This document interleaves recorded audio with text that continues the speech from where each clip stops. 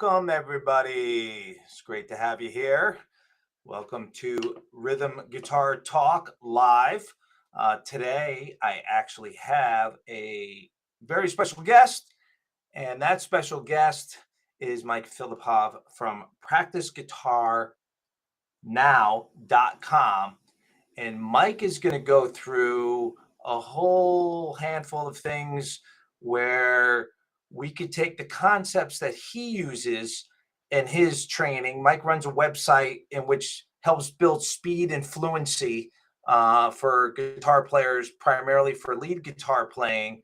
But Mike is going to take us through some of the concepts that he uses for speed and fluency on his course that he offers through his website, and we're going to apply it to rhythm guitar playing. So I've known Mike for, I don't know, a whole bunch of years now. I don't think it's been quite 10 years, but we're getting to that point. And he has trained thousands of guitar players to achieve the results that they want. And I'm very excited to have Mike here. Mike Filipov. Mike, how are you doing today? I'm doing very well, Mark. Hello, everybody. Great to be here. Great to have you, Mike. So let's jump right into it. So you have a training course that you offer. You teach students how to increase their speed and fluency. And you have lots of different types of techniques that you offer these students. And I know that they work. I've used them myself. I know many people that have. And so what I'd like to go through today with you are, if you could first maybe tell us some examples of things that you use, and then later on maybe we'll break it down to things that you can directly, without modification, immediately apply to rhythm guitar playing, and then maybe some things that you do that the principles are applicable, but we may need to modify, like what you teach. Sure. Good question. So let's start by explaining what I do by saying what I don't do. When people oftentimes ask me, Mike, how do I build speed? How do I get faster? The usual response from most guitar teachers is, well, you got to start slow and you got to gradually build speed in small increments. That's like the typical way of doing it. I don't do that because I found there are quite a few problems with this whole start slowly and increase speed a few BPM at a time approach. The main one is, well, actually not the main one. They're all kind of equally bad. But the first one I'd start with is it's hard to know what slow actually means. It seems like an obvious thing. Okay, slow is just a lower BPM number, beats per minute number, than the speed where things break down at. But how slow do you go? Do you go 5 BPM slower, 10 BPM slower? Do you play at 10%, 50%? Who knows? So it's a variable thing. It's hard to know exactly what that means. And then the other thing is, when you slow down enough, many mistakes that only happen near faster playing, they disappear. So you don't hear them anymore. You don't see anything going wrong. You don't feel anything going wrong. So it still feels easy. And so what does your practicing really do for you then? If you're practicing where mistakes that you're supposed to focus on are unobservable, if that's even the word, what are you supposed to even be doing? So that's another problem there. And so what I do to combat these problems is I tell students to find what I call the threshold of control, which is instead of just practicing at some arbitrary slow tempo, I tell them, find the fastest tempo where you can play something with perfection. I know perfection is also a little bit of a variable, vague term, and we can define what that means a little bit later, but it's a lot easier to it gives something more specific to aim for than just say, hey, practice slow. That could mean 1,000 different things. But if I say, here's a lick you're struggling with, find the fastest speed where you can play it perfectly. And one way I define that is you can put this playing of yours on a record and be happy with how it sounds, even if it's not fast enough yet. So it's still clean. You still feel relaxed. You feel in control. You feel like you can do it consistently. You can jump up on stage and play at that speed. Let's start there. That's the threshold of control. From there, finding that tempo is super, super important, because once you find it, you can then observe, okay, if you speed up just a little bit past the tempo, what's the first thing that you notice going wrong? And which actually takes me to the third point that I forgot to talk about, the problem with slow practice. It's very possible to practice too slow, which may sound shocking, but it's true. Because if you, let's say your threshold of control is 60% of your top speed, but you slow down to like 40% and you increase, 3 BPM at a time or whatever, that gap from 40 to 60 is when you're literally wasting practice time, like I described, because no mistakes are really happening yet. And even worse than that is by the time you are done wasting your practice time and you've gotten to the tempo where the mistakes are actually happening in an observable way enough where you can fix it, your brain is already fatigued from the time you've wasted. So that's the problem. With the threshold of control, you don't have that. You can start focusing them right away. And so your practicing becomes more efficient and more effective. And because of that, you build speed faster. So finding the threshold of control is the first thing that I do differently that works really, really well. The next, I've used a bunch of different techniques, but I wrote down a few that I think are the most unique to what I do compared to what most guitar teachers do. The next one I want to talk about is this idea of horizontal progress versus vertical progress. So let me define that. Most people, when it comes to speed, is they think of, okay, I want to start at some slow tempo or threshold of control, whatever you want to call it, and I'm going to just go up, up, up until I get to my goal tempo, and hopefully I'll be happy with that, and hopefully it doesn't take me too long and I don't get too frustrated. The problem with that is the problem that comes up most often is, even if you do reach your goal tempo going in this vertical way, the playing is going to lack consistency. What I mean by that is you may only play the thing you're trying to play really well when you're perfectly warmed up, when you're in your room and nobody's watching you, the air conditioner set to the perfect temperature, and you got your perfect guitar and perfect amp settings, all that stuff. But if anything happens to throw you out of your comfort zone, then it falls apart. You make more mistakes and you get down on yourself and all that bad stuff, bad self-talk and all that stuff that happens.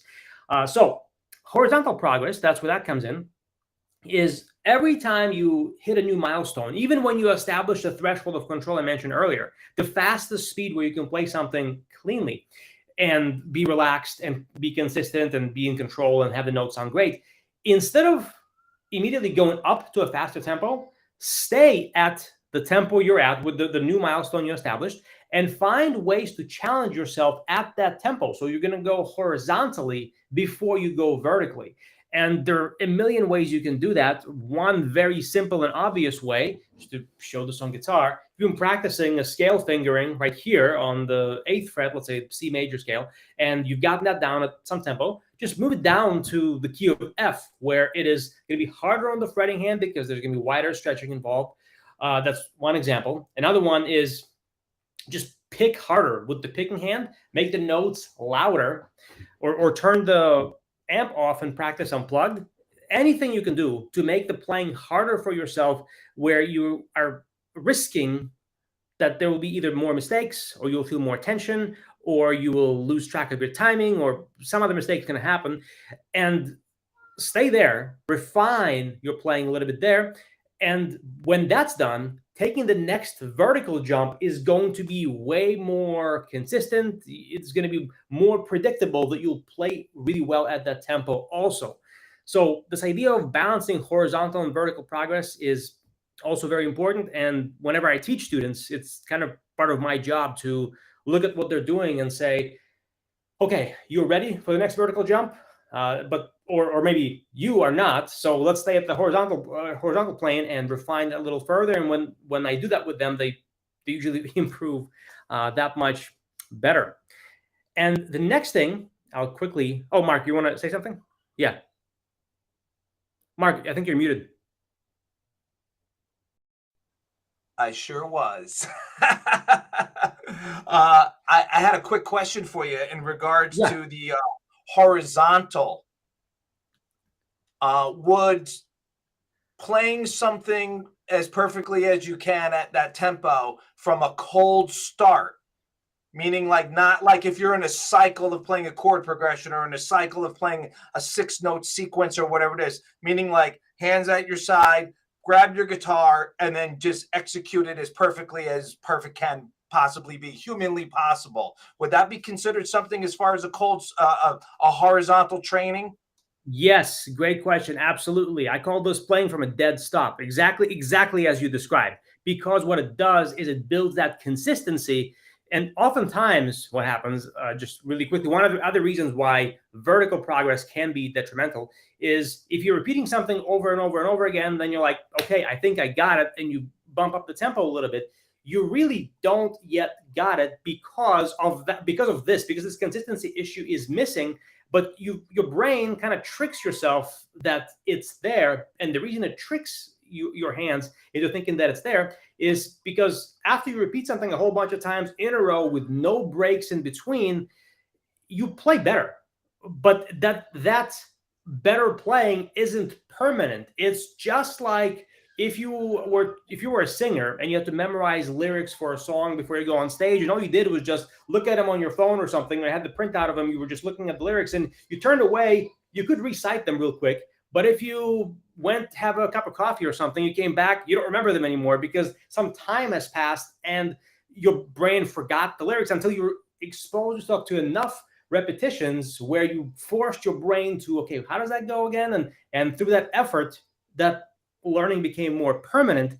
Same idea applies to what you asked about, Mark, this dead stop playing, where you play a repetition once, bring your hands down to your sides to let your muscle memory, the short-term muscle memory, kind of forget what you just did. And then 3 seconds later, 5 seconds later, bring your hands up and see how good the next one sounds, which probably won't be as good the first time you try it. I know it wasn't for me, and it isn't that way for many people.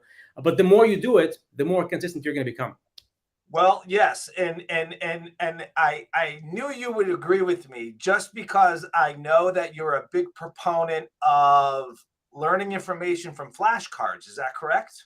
That's right. In fact, I got them right here. I got a few boxes right here. Yeah. So isn't the dead stop thing? It's the same thing as flashcards. It's that instant recall of how to do it correctly from the start. I mean, of course, if you're in a performance situation, you're going to need to play it correctly the first time as soon as you start doing it. But even if you just take that element away from it, which you want to be able to do if you're performing, but it's that instant recall of always doing it correctly, whether you're gaining knowledge in your mind or whether you're trying to make your hands do what your hands want to do, whether it's play lead guitar, play rhythm guitar, anything. I mean, I know that you're a big flashcard guy. Yes.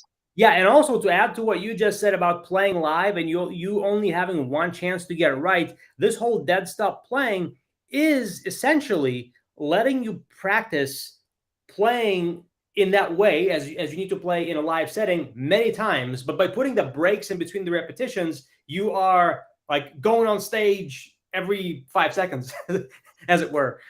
So in fact, in powerlifting, to give you a metaphor that maybe some viewers of yours will relate to, maybe they won't, but I'll give it anyway. In powerlifting, like the goal is to lift the maximum amount of weight for one repetition. But in training, what often people do is they do like sets of 5 or 3 to 5 or 8 repetitions. So what, for example, my coach has me do sometimes is do sets of 1. So you literally lift the bar one time. If it's a set of 5, you lift the bar once, put it down, take a step back, come back to it, lift it for another time. That's the second repetition, put it down 3, and so on. So this way you're training that competition-based, competition-specific consistency skill that's going to serve you well in competition, exactly as we're talking about for guitar. You're muted, Mark. Boy, I'm terrible with the mute button today.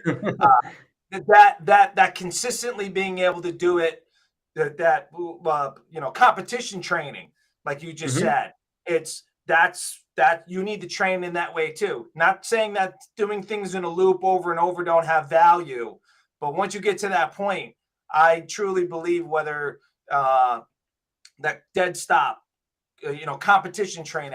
Actually like that term, competition training. It's like, Yeah, you yeah. got one shot. Here it is. Go. Well, you need to practice that. Absolutely. Absolutely. So yeah, that is really, really important. Not a lot of people do it.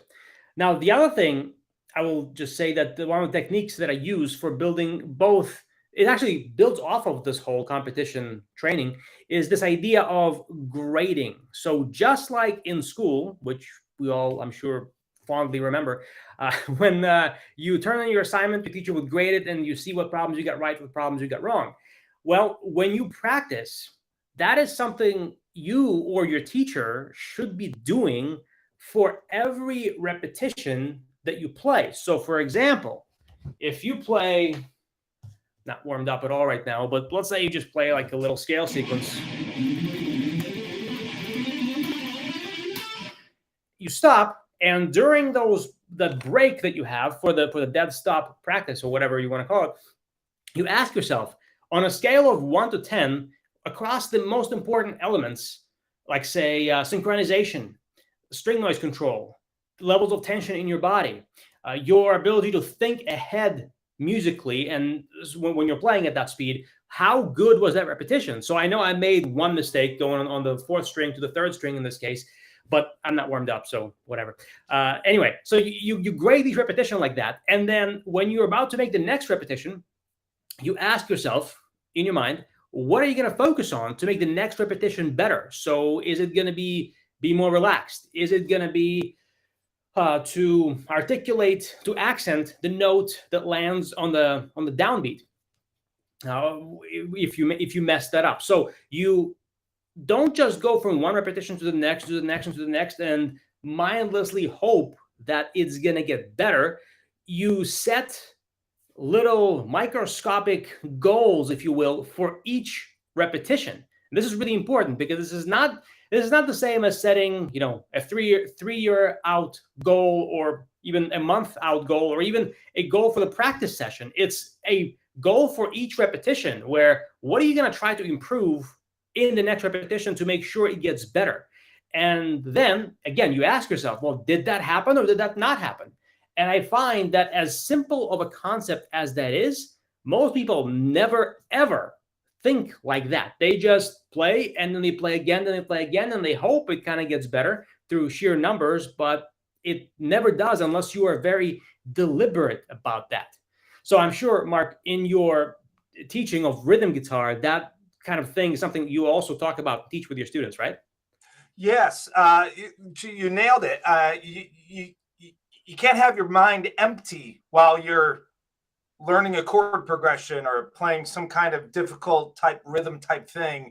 You actually need to be conscious of where are the mistakes happening. If there's multiple mistakes, just focus on one of those things and try to fix that in real time.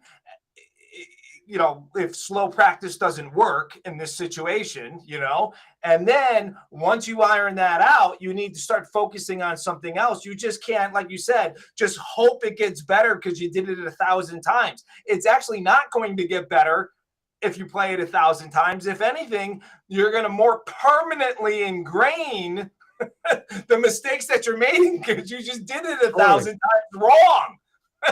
Totally. Yeah. Yeah. So that's, and if there are multiple mistakes, you only need to pick one. So if you're playing rhythm guitar and there's some mistakes, and as long as it's not too big of a passage or section, and if it is way too big, then you have to make it smaller into a more manageable bite-sized piece. You just can't take, a whole song and just look at it that way. We need to break it up into at least sections of songs. And then if there's too many mistakes, then you need to break that section up into smaller sections and at least be able to get down to a handful of things that need to be fixed or ironed out. But you can only really focus on one of those things at a time. You find the same thing to be true with you as well? Absolutely. Yeah. One thing at a time. And usually it's the most obvious thing, the most annoying thing, because they're all equally important in a sense, but you might as well just pick the one that draws your attention the most. You'll be more motivated to fix it, then you move on to the next thing. But yeah, definitely only one at a time. Yeah, I totally agree with that. I think that's a bigger problem that most people don't understand is that you need to break it down into smaller bite-sized pieces. It's Hmm. okay. It's okay if there's a couple of things going on there, but you can only really focus on one thing. So Totally, totally. yeah, just break it down into a smaller section and then just focus on one thing. Because I mean, I know it works for me if I mentally just focus on correcting one thing in real time while I'm practicing, it gets better. I mean, Yeah. it's like magic. It gets better. And it's just the act of making sure that you're not mindlessly practicing. That alone just actually makes it better. Absolutely. And what you'll find, going back to the idea of threshold of control I mentioned earlier, is that different mistakes have different thresholds of control. So you may find that the notes are so sloppy at the fastest speed you're playing at, but if you slow it down, it gets cleaner, but it's still really, really tense. Your body is. And you have to slow down even further for it to be clean and relaxed. And so, depending on what you're trying to focus on in that moment, you may have to adjust the threshold tempo up or down, which is fine, but it's going to allow you to do what Mark and I are just talking about. Yeah, that's actually a really good point, and I'm glad you brought that up. Your threshold of control for where things start to break down could be different, actually, just in one smaller section that you actually are working on. So you may Mm-hmm. have to work at several different tempos to be able to get one small section that eventually will have to be played at the same tempo, but you may have to Yes, break it down into smaller components and don't do everything at the same tempo. exactly, exactly. Yeah, it's almost like the problem is going to dictate the tempo in which you need to work it out at. It's Yep, not yep. that you're going to dictate the tempo in which you're going to work the problems, multiple problems out at. That's a great, great point. Yes, exactly right. The Yeah. problem is going to dictate the tempo. Perfect, perfect way to put it. Yeah, yeah, excellent. That's awesome. That's awesome.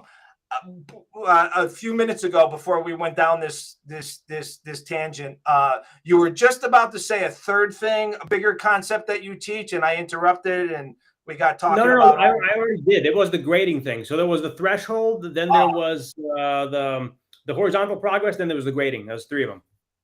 So the grade, so let's recap because I don't think we expanded on that quite enough. The grading thing was testing yourself, seeing how you did, go back and fix your mistakes. Uh, it's between the repetitions, the space you have between the repetitions. That's when you simply ask yourself across the elements that you are trying to focus on a scale of 1 to 10 or 1 to 5 or whatever, how perfect was that? 1 being you have no idea what the heck just happened, and 5 being is like flawless, or 10 being is flawless. Where are you on tension control, on synchronization, on timing, on whatever else you're focusing on? And from there, you pick what's the most obvious thing, the most pressing thing you're going to fix in the next repetition. And then you grade that, and then you repeat it like that. So when you do that, Mike, would it be good to focus on one thing for a little while and trying to iron it out, keep grading yourself on one particular element or thing that you're trying to, or should you rotate through several different things that are problematic and try to change your focus, or should you stay on one until it's fixed or considerably better? It depends. It depends. Often, well, it's like this. If the thing you notice that's not perfect is something you think you can fix within a few repetitions or at the most within one practice session, you can just focus on it until it's fixed. But usually, it's better to rotate your focus from one to the next because most things aren't going to be fixed in a matter of seconds or minutes or even one practice session. So, just focusing on one thing only can get kind of boring, and your brain, on top of it being just nobody likes to feel bored, it also is less effective because when you're bored, your brain wants some distraction. So it's good to give it to feed into that desire to be distracted by just giving it a new thing to focus on. As my dad used to tell me when I didn't want to do homework, well, okay, if you don't want to do homework, go mow the lawn or something, because like changing activity is a form of rest. So it's the same thing for practicing. Yeah, I totally agree with that. I just wanted your opinion. I believe that the focus rotation, if it's something that's more of a long-term thing, changing your focus is good for your brain because you don't ever want to go on autopilot. When you stop Right. thinking is when you stop improving or learning or whichever way you want to do it. That autopilot thing, I think a lot of people practice that way. They just think that Hmm. if I do this over and over and over again, it's going to magically get better. That's not the way it's going to happen, because what happens is, aside from the fact that you just might keep doing the same thing over and over and ingraining a mistake, as soon as you stop mentally focusing on one particular element, you're never going to get better. So by Right. changing that focus of what you're paying attention to, you're going to get the maximum amount of progress in the shortest amount of time. Hmm. So, I tell a lot of my students, and when they're working on something difficult, it's you don't have to practice hours and hours and hours every day to get better. You really don't. You just really need to use the time that you have to its maximum efficiency. And so by constantly having your brain engaged and whatever that you're doing is more important than the number of minutes that pass by on a clock. Do you agree with that? Absolutely. Absolutely, 100%. It's all about that. And I have a lot of students who complain, or they're worried about not having enough practice time. And I'm like, dude, let's just think about the time you have, and how to get more out of that. Otherwise, it's like, you know how sometimes you get a package from Amazon that's like a big box, but there's like an SD card size thing in there that you bought, and it's like the box is the amount of practice time you've got, and the SD card is how much your efficiency and effectiveness you pack it into it. Let's, without worrying about the size of the box, let's fit more stuff in there first. I totally agree with that. Well, everything that we've talked about so far, I see a direct correlation to what you're teaching in your course to rhythm guitar. Really, there is no modification. All the principles are the same. Is there anything that you do teach that maybe you may need to modify? Maybe you don't. I don't know. You know what I mean? Right. I see the principles being directly applied. Everything, rhythm guitar, lead guitar. Yes, yes. So let me first say, what, without modification, pretty much everything that we've just been talking about can be applied. You wouldn't apply the principles, excuse me, you wouldn't modify the principles, but you Right. would maybe modify the exact elements you are focusing on. So for rhythm, it's more important, the higher priority items. Correct me if I'm wrong, Mike. Oh, Mark, sorry. Uh, Things like timing, palm muting, and consistency and articulation are the foremost things that I would focus on when I'm practicing rhythm, more so than like synchronization, for example, or excess string noise, even though that's also very important. But it's less so, I would imagine, for rhythm guitar, because for lead, there's just more opportunity for like notes to bleed together, all that sort of a thing. So it's just the things that are more a priority for you to focus on while you're doing the threshold of control finding, the horizontal progress training, the dead stop performance training, or the grading. So the principles don't change, but the elements you focus on do. Do you agree with that, Mark? I totally agree with that, because there's just some that just don't really apply. Not that string noise isn't, but it's so much further down the list, especially if you're like playing bar chords. It's like Sure. you're pretty much take that, that sort of takes care of itself almost, you know what I mean? But yes, the execution, the timing, like you said, making sure Mhm. that you're changing exactly at the right time. I think that's where a lot of rhythm guitar students fail in finding their threshold of control, especially on that. It's like it needs to land when it's supposed to land, and that's the most important. So that problem, that your tempo will be dictated by the problem, like I had said Problem. before. So if you're not landing one out of a four chord progression when it's supposed to, then you need to slow your whole tempo down for that four chord progression. You just don't keep being late on that one chord over and over and over again. Yes, Absolutely. totally. And then also with something that you mentioned too, as far as palm muting goes, making sure that the palm mute sounds the way it should. You're far enough back, your hand's close enough to the bridge, you're getting the kind of thud that you really, really want, that is supposed to be there, as opposed to something further away from the bridge that's a little weaker, and it's especially doesn't sound very good with overdrive, especially overdrive. It just Yes. sounds weak and small and thin, and it's like doesn't sound anything like the way it's supposed to sound. Having your hand be where it's supposed to be, so you get that nice big booming thud of a palm mute. That's definitely a high priority if you're playing rock or metal or that kind of thing as well. So yeah, I totally agree. I'm not quite sure if everybody understands all of the elements that are going to go into what you teach, string noise and, two-hand synchronization and all that kind of stuff. But that short list that you came down to, those are definitely the most highest on the priority. I would totally agree with that.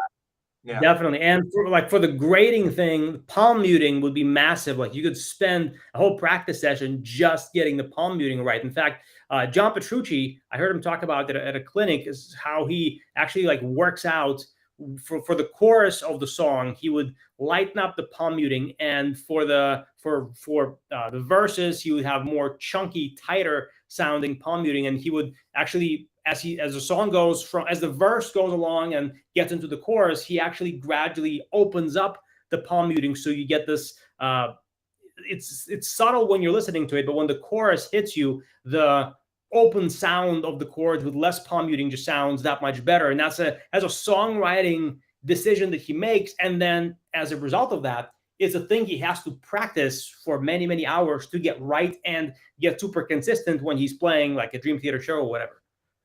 Yeah, well, I mean, that attention to detail is what makes him a pro. And it probably is almost subconscious to the average listener. But if he did it consistently the same way, and you had a recording of him doing it just the same way the whole time, or those variations of palm muting, you would be able to tell the difference. And you most likely would say, well, that one sounds better. And again, these things don't happen by accident. Exactly. They're practiced. Whether you come up with the idea of it or not is irrelevant. The fact that something like that needs to be practiced, that attention to detail, that's what makes great rhythm guitar players great, and that's what makes great lead guitar players great. It's that attention to detail of all those little tiny things. Once you get past knowing how to play a part, it can keep getting refined and refined and refined to higher and higher levels. Absolutely. And to answer the second part of your question, Mark, what are some of the techniques like that I use that could be modified or need to be modified? That is actually kind of a pet peeve of mine. Not the question you asked, but a corollary of that question that I thought about is first of all, I don't think there is a distinction in the way that you practice or think about practicing when it comes to lead or rhythm, because practicing, forget speed, forget lead, forget rhythm, just like when you pick up the guitar to practice, what are you doing? And there are only two things that you really, well, maybe third thing if you want to make it a distinct separate thing, but really only two things you do. You solve problems that get in the way of you playing the way you want, or you develop new skills that make you a better player at a higher level. So that, and then the third thing I mentioned that could go into that is building repertoire and learning songs, but then that could be also just boiled down to developing skills or solving problems that are getting in the way of you playing the song, or the skills you need to develop to play that song. So that's why usually it's just these two things that we think about. And so for lead or rhythm, again, it's those two things. And so for modification, there's not really any modification. I know when you ask that question more from the viewpoint of your audience, not because you don't understand the difference. I know you understand what I'm about to say, but it's really all about the principles that these two things we are going after, and all the skills like that I went over, the threshold of control, the grading, and all that stuff, as we've explained. it's all the same.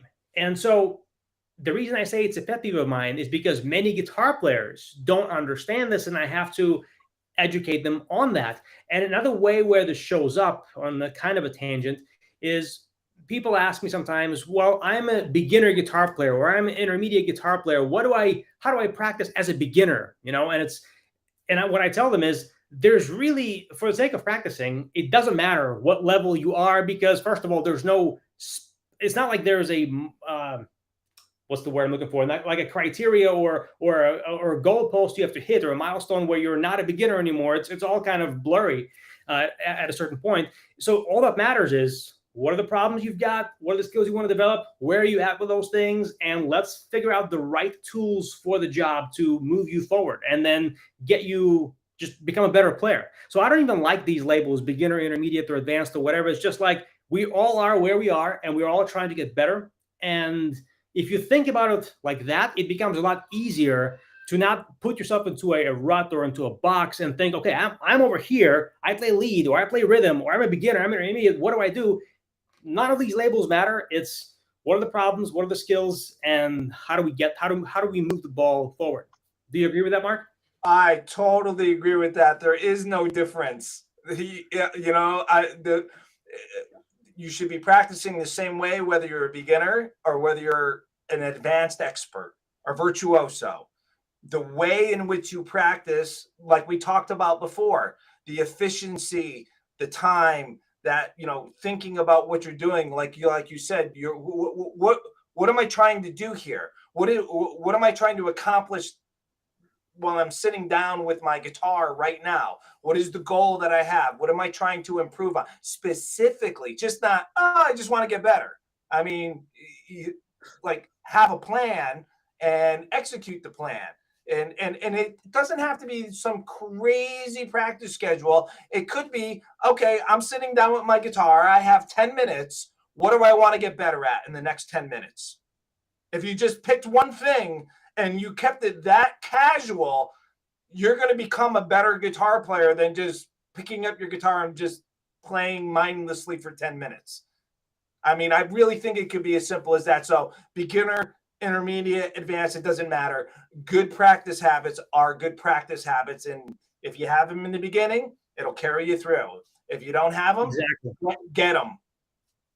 Yeah, exactly. And I also think that part of that question that we've just spent some time destroying, like if I'm a beginner guitar player, how do I practice? It comes down to thinking that practicing is just a mindless activity where, like, when you're a beginner, well, I do these things. When I'm an intermediate player, I do these things, versus if you understand what Mark and I just explained, that disappears, and you start thinking more about what is the process that I have to go through, which never changes. And also, when you get quote unquote advanced to a level where people will look at you like, wow, this guy's a good player, what you will find is the more advanced you become, whether it's playing really fast or playing in a band and writing songs, whatever your definition of an advanced player, a lot of them practice really, really, really basic things. Like if you are a shredder and you want to get faster, you sit there and you look for new ways to hold the pick an extra quarter of a millimeter way different. That's going to give you an extra 3 beats per minute on your speed. Or if you're a rhythm guitar player, you are sitting there and looking for ways to get the rhythm part a little bit tighter, or the palm muting just that much better, which is something you would think you would do when you've been playing for 2 weeks, not after you've been playing for 30 years and you're already in a band touring the world or whatever. But it's these basics. It's something that I learned from Tom Hess. One of the things he said to me once is, there are no secrets, there are only basics. And that is really the biggest secret, as it were, to like playing really well. I agree with you. I totally agree with you. Whether you picked up your guitar from day one or you're a more advanced player, I have 2 things that I say to people all the time. If you want to get better, you want to work on your efficiency of your motions and the economy of your motion. They're basically one and the same. So if you're advanced and you want to get better, focus on efficiency and economy of motion. If you're a beginner, focus on efficiency and economy of motion. those two things, they're basically the same, two ways of saying the same thing. If you want to get better, focus on that because you're going to get better. So if you're really good, that'll make you even better. If you don't know how to do anything, that'll make you better. I mean, it'll just carry you through your whole playing career. Efficiency and economy of motion. I mean, everything. I mean, I think for the exception of maybe a handful of things, that's probably a guiding principle that you use to teach people, especially if they already know how to play. It's like, well, you can make your fingers go, and you pluck, hit your string, and your finger goes down at the same time. After that, efficiency and economy of motion. That's how you're going to get better, more faster. I understand Exactly. there's tension control and other elements that go into playing faster and more fluent rhythm or lead, but I mean, really, it comes down to, in my opinion, it comes down. Those are two really big things that most people don't pay attention to, and you will get biggest results when you start paying attention to those. Exactly right. And I think that like things like tension control and synchronization, they kind of boil down. You could feed them into efficiency and economy of motion, like you said, and that's really what speed ultimately is all about. So I often have students, well, they tell me they want to get faster, and they watch, for example, me play, and they say, oh, I don't know if I'm going to be able to move my wrist as fast as you or whatever. I'm like, well, dude, first of all, my wrist isn't moving that much faster than you if we just compare it side by side. And second, you are probably moving faster than me, but you're not getting as much speed because you're lacking efficiency and economy of motion in tension, in how tense you are, or how you're sitting, or because your synchronization threshold is so low. Mine is faster, where the two hands are tighter in sync. That allows me to achieve more speed with less effort. And so that's where the difference in results comes in. It's not because I'm moving faster. And so getting that realization for many people is just mind-blowing and very liberating also, because it makes you realize you don't need, special talent or special hand size or whatever to play fast. It's achievable to pretty much anybody, unless we start talking about, Guitar Olympics, where we're starting to attract the 1% of the 1% of the freaks who play, 5,000 notes a minute or whatever. But for the speeds where your human ear can process, it's achievable to anybody. Yeah, I mean, I know something when I was developing, whether it be speed in rhythm playing or speed in lead guitar playing. Once I was comfortable at achieving a certain plateau, what I realized is I could never do this unless I was actually relaxed. The tension control thing, the faster I go, the more relaxed I need to be. People think that, I don't care if you're playing a rhythm fast or you're trying to play a lead fast. I have to play fast. It's like, well, no, you don't, because then you're going to tense up if you think you need to play faster. It's actually that tension control is a big part of rhythm and actually lead playing as well. At least for me, I noticed that, like, I never thought that I would need to be that relaxed to play that fast. And that was a big hurdle for me, Mm-hmm. Yep. Yeah. So I didn't want to dismiss tension control. That's why I'm kind of revisiting it. You know what I mean? Yeah, it's critically important for sure. And when you're finding the threshold of control and you realize just how relaxed you can be when you play, learning what that feels like kind of gets addicting, where you start looking for that feeling when you start increasing the tempo, and that feeling isn't there. So it reminds you, okay, you got to slow down, refamiliarize yourself with that feeling. And then when you start increasing the tempo again, make sure that feeling follows along as you increase the tempo, which is also why the horizontal progress is so important, because you stay longer at a tempo, you really ingrain the feeling of what it's supposed to be like, and it's easier to then take a jump vertically and have that feeling follow. Yeah, it's easier to recreate a feeling than it is to try to go through the 10 steps that you need to do in order to execute something. Yeah, true. It's faster. Your brain can actually get to that point faster than trying to remember a 10-step process in order how to execute it well. Mm-hmm. Yeah. Exactly. Well, Mike, I actually really appreciate you taking time out of your day and coming and talking about this stuff. I actually love talking about this stuff. This is actually stuff that I like to talk about because, like, there is no difference beginner, intermediate, advanced, rhythm guitar, lead guitar. It's actually all just efficient practicing, is all that it really is. And Exactly. so, Exactly. yeah, and these are the things that I find that my students make huge amounts of progress when we apply this to rhythm guitar, and it could just be easily applied to lead guitar playing as well. It's actually all the same stuff. It really is. Absolutely. Well, Absolutely. before we go, I know you got something special for anybody who's tuning in right now or going to be tuning in Yes. the future. I know that you have something that's totally free. Would you like to talk about it? Exactly. Yes. Thanks, Mark. So this is a video masterclass about building guitar speed. Again, it's totally free. You can access it at the link on the screen. And what it is a way to build speed without doing any slow practice whatsoever. So like I said in the beginning, you're not going to be starting slow and increasing speed a few BPM at a time. It ties a lot of the things we've been talking about with Mark for this past 40 minutes or whatever into a cohesive practice session you can follow in 15, 20, 25 minutes per day. So nothing crazy. And if you simply do what it says, you will very likely see some noticeable speed gains in a very short amount of time. So it's free. If you want to check it out, here it is at the link, and enjoy. Excellent. Good stuff, Mike. I actually have something as well for anybody who's watching now or is going to be tuning in the future. It's the beginner's guide to adding lead guitar elements to your rhythm guitar playing. I get this question asked many times. I hear single lead-like guitar notes in between chords, and how do you do that, or where do those notes come from?